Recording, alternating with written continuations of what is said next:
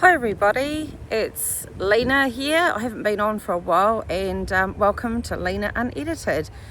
Today's conversation is about overwhelm, and overwhelm is something that I actually get quite a lot.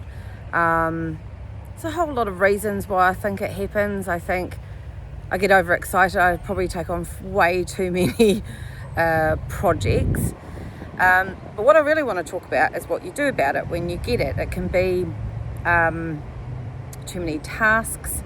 You look at that to-do list, or you haven't even written a to-do list, and it's like all in your head and you're thinking, what the hell? And it can be quite crushing. It can freeze me. I think I go into a bit of a, everybody says you either go fight, fright, or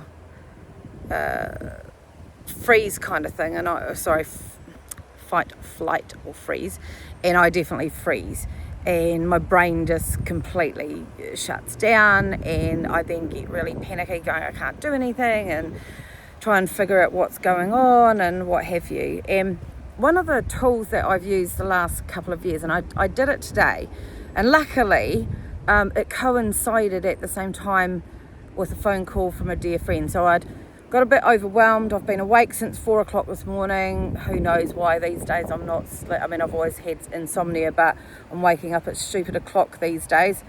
Who knows why? It could be my age. It could be a number of my chronic illnesses, multiple sleep disorders that I have to deal with. Luckily I'm with a sleep clinic, so half the time I'm supposed to be being sorted, but hey ho.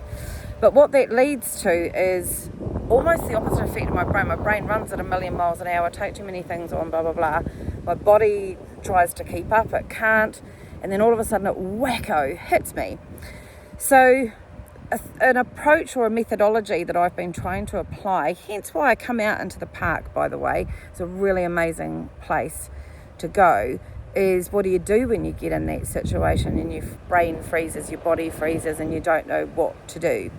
So what I did today when I got into that feeling was I went and took a lie down. Rather than in the past I would have run at 1,000,000 miles an hour and tried to just be overproductive when my head really wasn't in it, my mind wasn't in it, my body wasn't in it, and I would try and push myself through and living on adrenaline really. And long term that didn't have a really particularly good effect on my body and my health at all. So today I went and had a lie down. What's really interesting with that is I immediately got a phone call, a message from my dear friend Jenny Leeming. Hey Jenny, who just wanted to catch up. She's in the local area at the moment, and I thought, oh yeah, that's a really good idea. So I said, look, I've just having a lie down, going to take 20 minutes, but yeah, absolutely, I'll come and meet you. And I just think what's really interesting is that whole lot of anxiety has just disappeared because I took myself away physically and mentally from the state that I was feeling in, that sort of overwhelm, the stress, the what have you. The plus side of being a creative brain is that I've always got lots of things going on, and I always want to pursue lots of different projects, and I've always got a lot of things to do, and I hate being bored, so I do love that. But at the same time, like I said, I can tend to take too many things on. So having a lie down and then taking the opportunity to go, you know what, I am going to get up again, I'm going to go and meet my friend Jenny. We chatted, we caught up, we talked about all sorts of amazing things that are going on in our lives and things that we're looking to help each other with. So I know, for example, and she's probably going to tell me off for doing this, but I know Jenny's looking for some new clients at the moment. She's an amazing business strategist. So if anybody out there is wanting to somebody to help them take their business to another level and they can't quite figure out what it is, she's really good at taking things that appear really complex and sort of getting to the nub of the problem. Anyway, side there. Let me know if anybody wants to get in contact with her. I'll try and put her in the notes as well. But that sort of taking yourself away and doing the opposite of what I think a lot of the time our instincts tell us to do, which is to run at things 1,000,000 miles an hour, try and do all the stuff and tick it off the list, is completely actually the wrong thing to do. And what I'm finding is I haven't wanted to do for a while a Lena Unedited because I just wasn't feeling particularly inspired. What's really interesting is that getting away today from everything has enabled me to my brain to be more creative and start thinking about things in a different way and just giving myself that space. So my one piece of advice, I guess, today is if you're feeling overwhelmed, take a beat. Go out in somewhere like this beautiful, you can see I'm just in my local park, this is Spencer Park behind me, and just take a moment to reflect, to just let your mind calm down, let your body calm down even.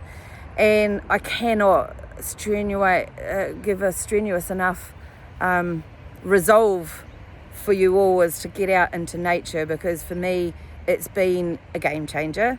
It has been something that has enabled both my physical, mental and emotional health to get back on track and move way faster into a thriving mentality than a survival mentality, which obviously I've been in for quite a while. I haven't even bothered putting makeup on today, so I'm on camera without makeup. Ugh, I never do that. But you know what? It doesn't matter. I feel inspired to sort of have a little bit of a chat to everybody and go, do you know, it's okay. You know, we all get it. We all get overwhelmed. We all get that feeling of, fuck, what am I going to do? I don't know what to do. All the things are coming at me. And I just think, go out into nature, go for a walk, or do something that is a complete opposite of what you think you need to do, just for a bit, and breathe. Take a breath. And one of the things that I've been doing, thanks to my good friend Dave Brown from Orion Studios, who also usually helps me with my FTSQ podcast recording production, but I do these myself, just pop them on. But you know, one of the things he's been getting us to do is he set up something called the Small Wins Society. I think that's what it's called. And what's been amazing about that is we are putting down at the beginning of the week, we put down our things that we want to achieve, and then at the end of the week we sort of celebrate the things that have been successful for the week, not beating ourselves up for the things we haven't done. But the reason I'm bringing that up is that one of the top 3 goals that I put in there is don't self-sabotage, which I do have a tendency to do, to look after myself. And the thing that I've put quite a lot is just take a breath. And that's both a physical breath, because for me, I find when I get anxious, I don't breathe as well as I should. I sort of forget it. And then all of a sudden I have to take a deep breath because I've forgotten to breathe, because I've got myself so worked up. And I think that those moments of taking a breath is really, really important, whether it be metaphorical and just having some headspace, or physically taking a breath. So, yeah, that's all from me today.